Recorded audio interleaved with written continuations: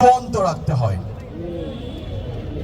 আমরা আজকের এই মঞ্চ থেকে বলতে চাই, একটি বছর একটি বিজয়ের মধ্য দিয়ে অতিবাহিত হয়েছে। বিজয়টি আমাদের মাঝে আমরা পেয়েছিলাম অনেক ঘাত প্রতিঘাত, রক্ত স্রোতের মধ্য দিয়ে। শহীদদের, হাজারো শহীদদের রক্তের বিনিময়ে অর্জিত এই বিজয়কে আমরা অবশ্যই নিরাপত্তা দেব, পাহারা দেব। নানাবিধ ষড়যন্ত্রের মধ্য দিয়ে অনেক ষড়যন্ত্র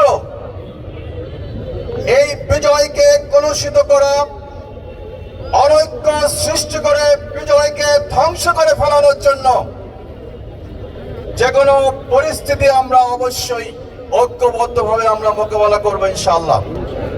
আজকে আমরা যারা এখানে উপস্থিত হয়েছি, এই বিজয়কে অবশ্যই আমাদেরকে ধারণ করতে হবে। ইতিহাসের পাতায় যে রক্তাক্ত অবস্থাটা তৈরি হয়েছে, ওই ইতিহাসকে সামনে এগিয়ে নিয়ে যেতে হবে আগামী দিনে একটি সুন্দর বাংলাদেশ বিনির্মাণের মধ্য দিয়ে।